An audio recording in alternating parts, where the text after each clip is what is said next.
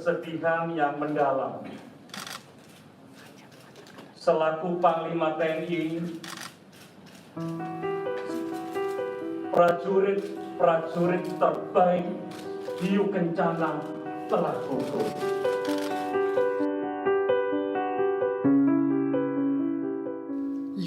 Tiga awak KRI Nanggala 402 dinyatakan gugur. Dari pemindaian KRI Rigel dan rekaman ROV milik MV Swift Rescue Singapura pada Minggu pagi, KRI Nanggala terbelah menjadi 3 bagian di kedalaman 838 meter. Dari lokasi ditemukan escape suit atau baju keselamatan awak, kemudi horizontal dan vertikal, jangkar, dan sejumlah bagian kapal lainnya. Atas gugurnya 53 prajurit terbaik bangsa, Panglima TNI akan memberikan penghargaan dan mengajukan kenaikan pangkat kepada Presiden.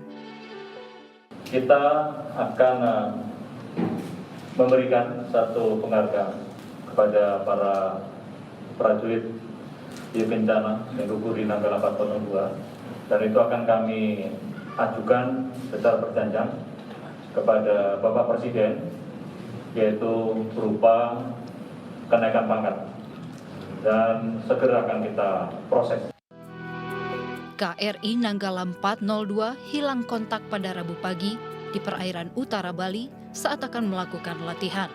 Operasi pencarian dikerahkan hingga melibatkan bantuan ke sejumlah negara.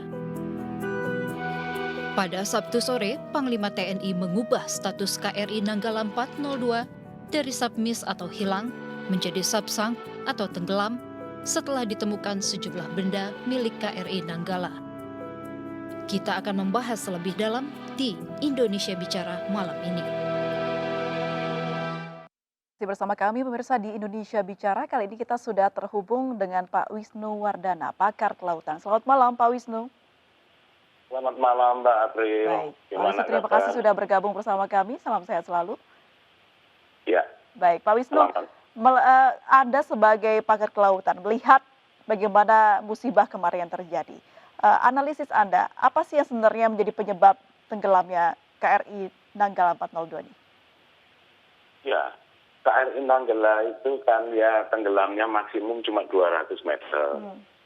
Tetapi ternyata kita dapat kabar kemarin itu sebelum ditemukan lokasi itu, dia berada pada sekitar 800 meter atau tekanan airnya 80 bar. Sedangkan tekanan maksimum yang bisa ditahan oleh KRI Nanggala itu hanya 20 bar. Itu berarti sudah 4 kali lebih besar tekanan dari hydrostatic pressure itu terhadap pressure hull dari kapal KRI Nanggala itu. Pressure hull itu adalah ruang tertutup, konstruksi tertutup yang tidak bisa tembus air, tidak bisa tembus udara. Disitulah kru tinggal, mesin tinggal, baterai tinggal, dan lain sebagainya. Makanya tekanan di dalam pressure hull itu bisa diatur hanya sebagai satu atmosfer kayak kita di darat ini. Dia bisa diatur seperti itu. Tetapi kemarin ketika saya mengetahui bahwa KRI Nanggala berada pada 800 meter, maka langsung logika saya, pertama kali pada hari pertama komunikasi dengan Nanggala terakhir itu, maka kesimpulan saya kapal ini mengalami kecelakaan. Pada waktu itu saya sudah bilang begitu. Nah itu, karena seperti pada gambar gitu ya. Karena kapal itu dari 200 meter menyusup, menukik langsung ke arah dasar laut sedalam 800 meter. Dan itu nabrak dasar laut. Baik, Pak Wisnu, mohon maaf saya potong. Menukiknya kapal hingga jauh ke dalam ini, penyebabnya apa Pak? Apakah betul karena blackout atau consulating? Bukan.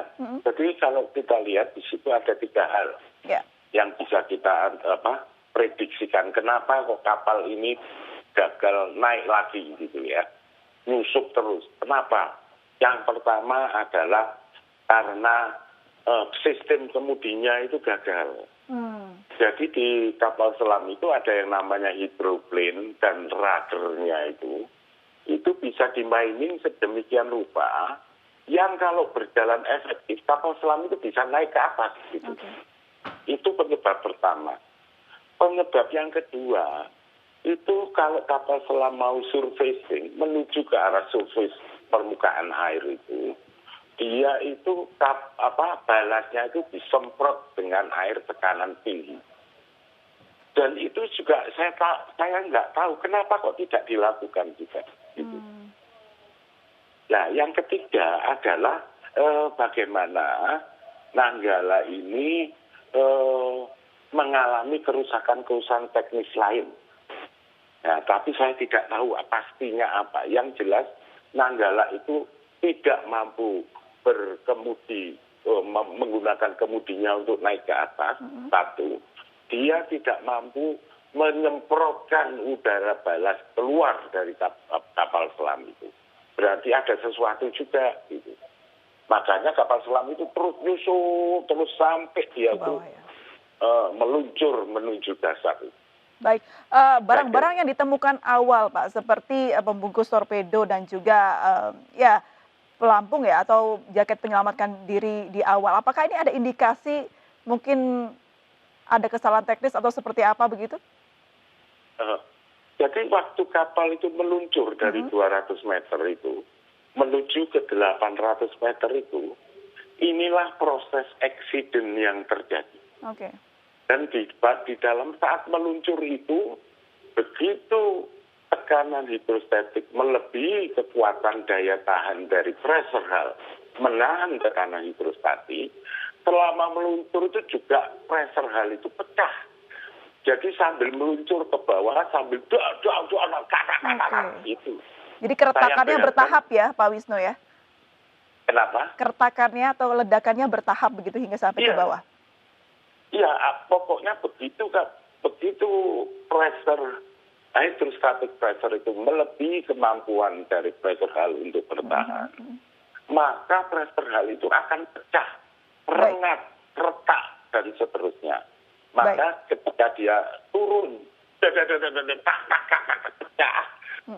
itulah kemudian air dengan tekanan tinggi itu menerjang masuk ke dalam pressure hull. Itu butuh waktu berapa lama Pak Wisnu kira-kira dari awal?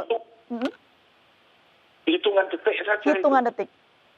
Hitungan detik saja. Karena dia meluncur ke bawah, kemudian dia meledak. Dan meledak itu disertai dengan semburan air masuk ke pressure hull dengan tekanan 80 bar lebih tadi itu. Baik, Pak Wisnu, kalau misalnya betul kapal ini meledak ketika perjalanan menukik ke bawah, kenapa tim evakuasi menemukan 3 bongkahan atau 3 bagian? Ya, jadi ini Mbak, konstruksi kapal selam itu, ini pressure hull ya. Pressure hull itu juga ada bulkhead. Bulkhead itu sekat-sekat kuat gitu. Sekat pertama di depan, kemudian sekat belakang yang ada di belakang di dekat kamar mesin itu. Sekat ini yang mengakibatkan pecahan dari pressure hull itu menjadi 3 bagian. Karena apa? Bagian yang depan yang diperkes sama hydrostatic pressure itu. Karena ada sekat itu, maka dia patah di sekitar sekat itu. Kemudian di belakang juga demikian. Yang pressure hull-nya diperkes, dia itu hancur. Kemudian konstruksi di sekitar bulkhead itu pecah juga di situ. Saya perkirakan memang sangat mungkin bahwa pecah 3 itu tidak disebabkan lain hal, tetapi disebabkan karena hydrostatic pressure. Itu, Mbak. Baik. Pak, kalau kita bicara soal bagaimana ke depannya mengevakuasi kapal ini, kira-kira sepengetahuan Anda membutuhkan waktu yang cukup lamakah Pak untuk mengevakuasi ini? Ya, evakuasi itu saya kira paling tidak memakan 2 bulan itu. 2 bulan. Karena ya sekitar 2 bulan ya. Saya tidak bisa memastikan itu. Karena apa? Karena posisinya sulit juga. Karena kedalamannya sangat tinggi. Karena kita butuh robot-robot untuk mengatur segala macam di dalam itu. Tidak bisa dilakukan oleh manusia biasa. Dengan pakaian biasa begini. Karena tekanannya 80 bar lebih. maka dia harus menggunakan robot-robot, membetulkan rantai juga harus dengan robot-robot keseluruhannya. Baru kemudian dengan peralatan tongkang di atas, dengan peralatan kren di atas, rongsokan ini bisa kita derek ke atas. Itu kalau kita pakai sistem derek. Tapi ada juga kemungkinan memakai sistem pelampung. Kita itu memberikan pelampung diikatkan di situ ya, melingkar mengikat pada struktur-struktur yang pecah itu, kemudian pelampung disemprotkan udara, pelampung melayang dan itu membawa rongsokan itu ke atas. Baik. Jadi ada 2 metode itu yang saya lihat. Ya. Mengingat evakuasi ini akan melelahkan dan juga menyulitkan begitu, seberapa penting kapal ini harus dievakuasi, Pak Wisnu? Bagi saya ya, sebagai orang kelautan ya, kapal itu mempunyai sejarah yang luar biasa penting dari sisi kesejarahan. Minimal kapal itu ya, kalau saya bayangkan nanti kalau dia itu dipasang kapal itu sebagai monumen, misalnya, kemudian kita lewat di sana, oh disinilah anak-anak kita itu berkorban untuk negara. Sangat penting di dalam membentuk itu sebagai kepribadian bangsa. Saya kira bahwa terlepas dari keputusan politik yang bagaimana, manusianya harus dievakuasi dari kapal itu, rongsokannya juga harus diangkat ke permukaan. Saya kira penting banget itu sebagai satu peringatan buat kita yang masih muda ini. Baik. Kalau sudah terjadi musibah ini, ke depannya pasti kita jangan sampai terulang lagi. Pak Wisnu, seperti apa seharusnya pemerintah melihat atau berkaca pada musibah ini? Saya melihat musibah ini sebagai accident ya, sebagai sesuatu dari Allah. Sesuatu yang ya sementara ini saya tidak melihat ada kesalahan apapun dalam Nanggala itu. Yang saya lihat ini ada sesuatu dan itu tangan Tuhan yang mengatur itu. Tangan Tuhan yang mengatur bagaimana kok gagal, kenapa itu. Padahal saya tidak melihat adanya kemungkinan Nanggala ini bisa gagal. Tetapi kalau ini masih gagal, maka ya prosedur operasi itu sebaiknya ditingkatkan. Ditingkatkan lebih ketat dari sebelumnya. Kalau misalnya sebelumnya itu suatu alat itu dilihat atau diperiksa cuma sekali, sekarang diperiksa menjadi 2 kali. Baik. Pak Wisnu, sebelum kita lanjutkan lagi perbincangan kita sudah terhubung kembali bersama Akhyar Tarfi, kakak kandung Letkol Laut Irfan Suri. Selamat malam, Pak Akhyar. Selamat malam, Pak Akhyar. Baik, Pak Akhyar, sebelumnya kami mengucapkan duka cita yang mendalam atas kehilangan kakak kandung Anda, patriot bangsa yang sudah membela tanah air dan tidak meninggal sia-sia karena memang menyelam untuk kebaikan bangsa negara. Pak Akhyar, selamat malam. Pak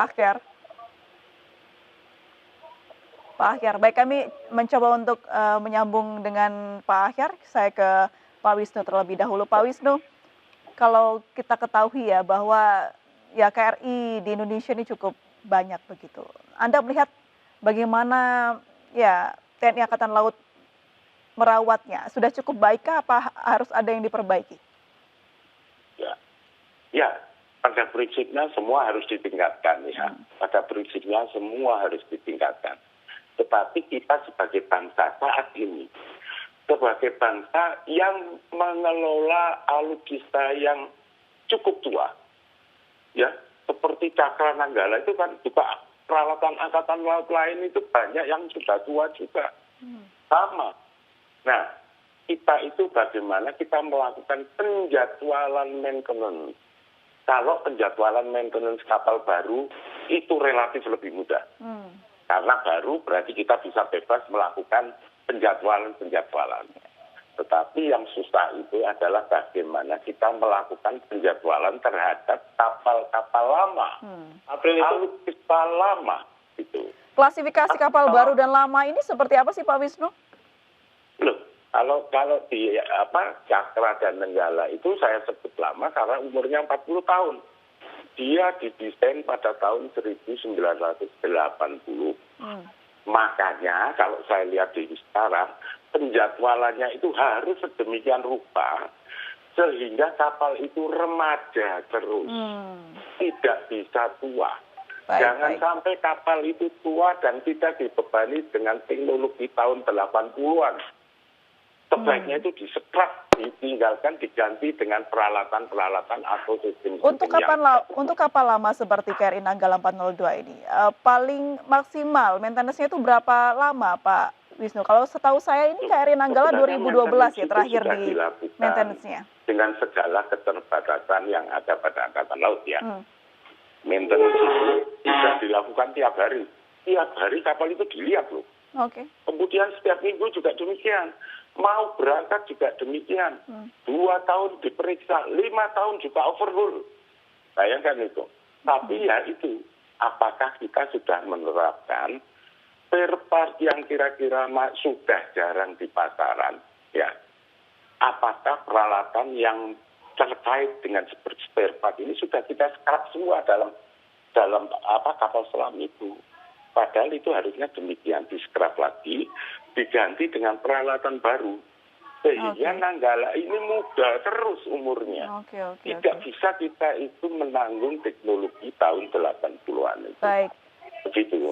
Kita sudah terhubung kembali dengan Pak Akhyar Tarfi, Kakak Kandun Letkol Laut Irfan Suri. Selamat malam, Pak Akhyar. Selamat malam, Mbak April.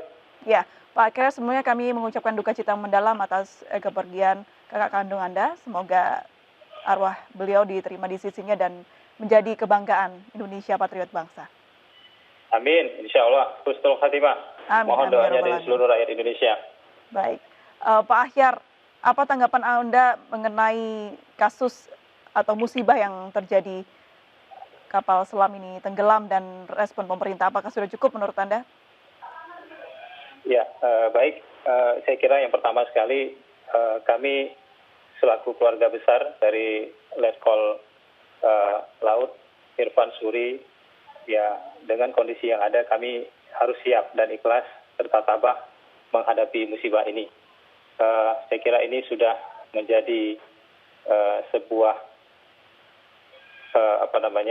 duka bagi kami di keluarga yang sangat mendalam, yang kiranya memang kita mohon kepada Allah supaya seluruh arwah pahlawan, seluruh arwah daripada kru kapal KRI Nanggala 402 ini bisa diterima oleh Allah Subhanahu wa taala.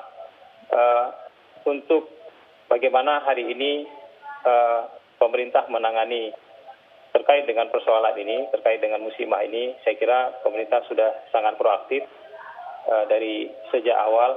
Ya, kami mengucapkan terima kasih kepada pemerintah, walaupun hingga saat ini jasad adik kami dan seluruh penumpang yang lainnya, mohon maaf seluruh kru yang lainnya belum ditemukan, tetapi saya kira usaha pemerintah sudah sangat baik.